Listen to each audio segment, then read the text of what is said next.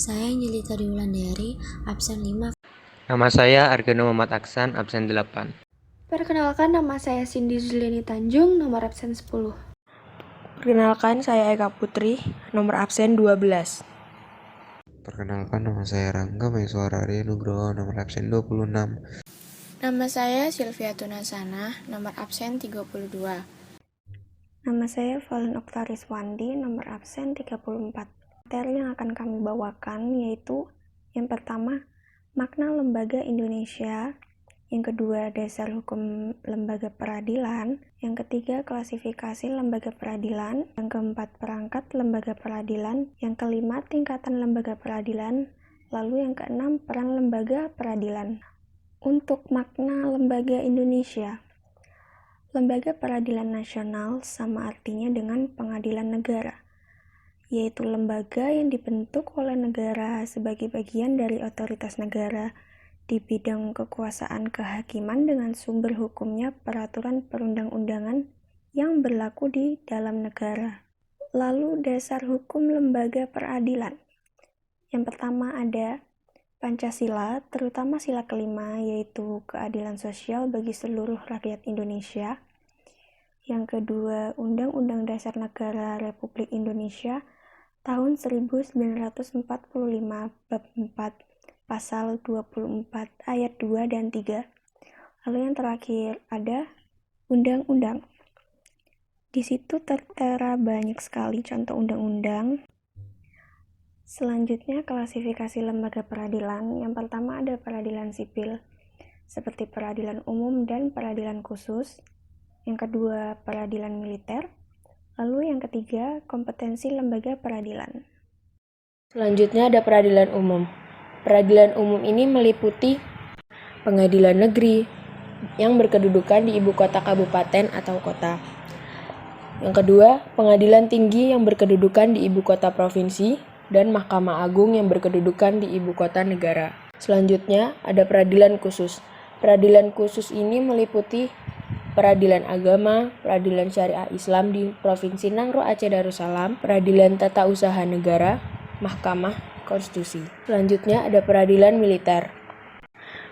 Peradilan militer yang meliputi pengadilan militer tingkat pertama, pengadilan militer tinggi, pengadilan militer utama, dan pengadilan militer pertempuran. Selanjutnya ada kompetensi lembaga peradilan. 1. Kompetensi relatif. Kompetensi relatif yaitu yang mengatur pembagian kekuasaan mengadili antar badan peradilan yang sama, tergantung pada domisili atau tempat tinggal para pihak, terutama tergugat. Sedangkan kompetensi absolut adalah kewenangan pengadilan untuk mengadili suatu perkara menurut objek, materi, atau pokok sengketa. Kompetensi absolut mutlak ini memberi jawaban atas pertanyaan peradilan apa yang berwenang mengadili suatu perkara tertentu. Perangkat lembaga peradilan. Yang pertama ada peradilan umum. Pengadilan ini digunakan untuk mengadili masyarakat secara umum seperti yang telah tercantum pada Undang-Undang Nomor 49 Tahun 2009. Jenis pengadilan yang berada di lingkup umum ini mengadili masyarakat yang melanggar hukum baik di bidang perdata maupun pidana, seperti pengadilan negeri, pengadilan tinggi, dan Mahkamah Agung. Untuk yang kedua ada peradilan agama.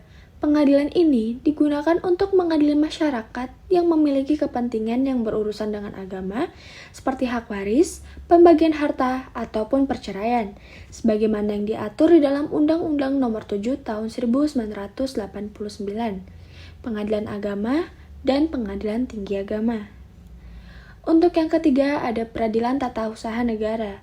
Lembaga peradilan ini digunakan untuk mengadili masyarakat maupun pejabat yang memiliki permasalahan antara lain sengketa, tata usaha yang kekuasaan kehakiman bagi rakyat pencari keadilan terhadap sengketa tata usaha negara, sebagaimana diatur dalam Undang-Undang Nomor 9 Tahun 2004 dan Peraturan Pemerintah Nomor 7 Tahun 1991, seperti Pengadilan Tata Usaha Negara dan Pengadilan Tinggi Tata Usaha Negara. Akan menjelaskan tentang peradilan militer. Peradilan ini digunakan untuk mengadili para penegak hukum di lingkungan angkatan bersenjata. yang berkaitan dengan pertahanan dan keamanan negara sebagaimana diatur dalam Undang-Undang Nomor 31 Tahun 1997. Terdiri dari pengadilan militer tingkat pertama, pengadilan militer tinggi, pengadilan militer utama, dan pengadilan militer pertempuran. Mahkamah Konstitusi. Mahkamah Konstitusi merupakan salah satu lembaga negara pelaku kekuasaan kehakiman yang merdeka untuk menyelenggarakan peradilan guna menegakkan hukum dan keadilan.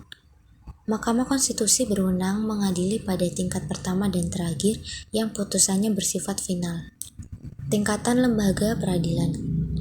Pengadilan tingkat pertama atau pengadilan negeri, pengadilan tingkat kedua, kasasi oleh Mahkamah Agung. Pengadilan tingkat pertama atau pengadilan negeri menyatakan sah ataupun tidak sah dalam penangkapan, penghentian penyelidikan, penahanan, ataupun penghentian tuntutan.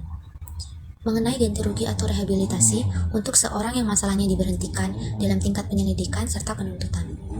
Menyampaikan keterangan, pertimbangan, serta nasihat mengenai hukum terhadap kantor pemerintahan yang terdapat di daerahnya jika diminta.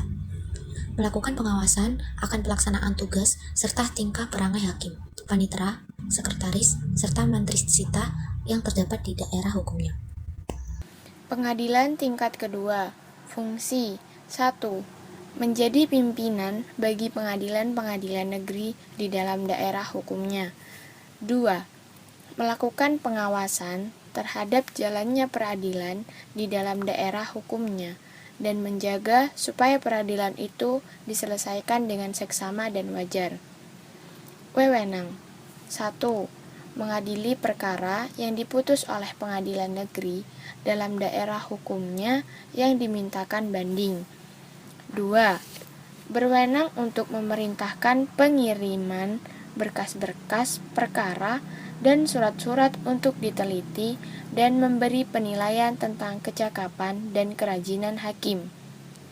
Kasasi oleh Mahkamah Agung. Wewenang Mahkamah Agung adalah membatalkan atau menyatakan tidak sah putusan hakim pengadilan tinggi, karena putusan itu salah atau tidak sesuai dengan undang-undang. Hal tersebut dapat terjadi karena 1.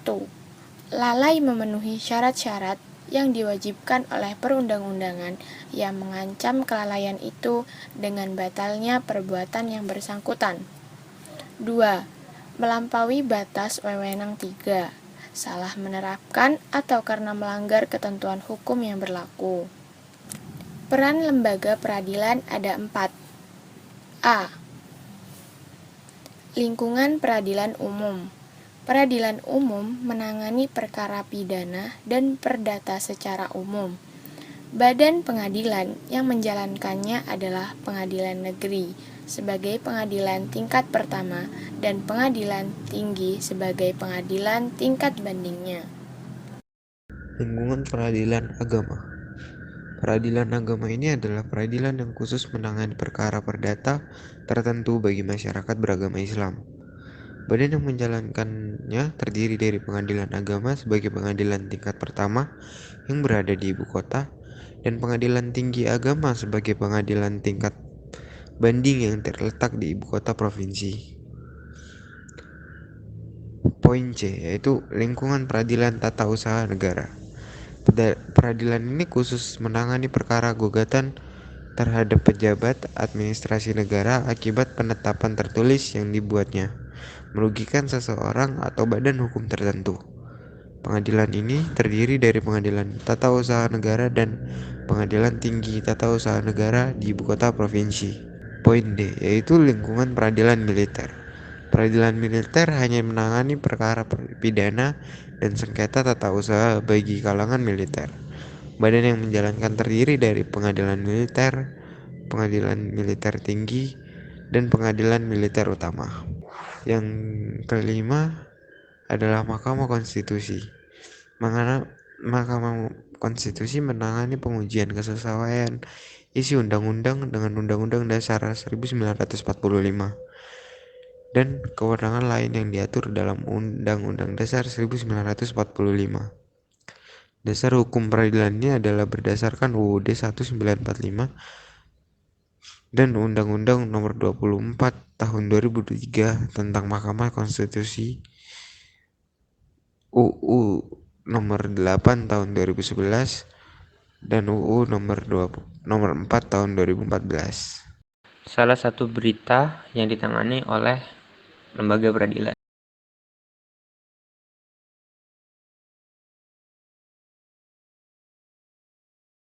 Ini merupakan salah satu contoh sidang yang dilakukan oleh lembaga peradilan.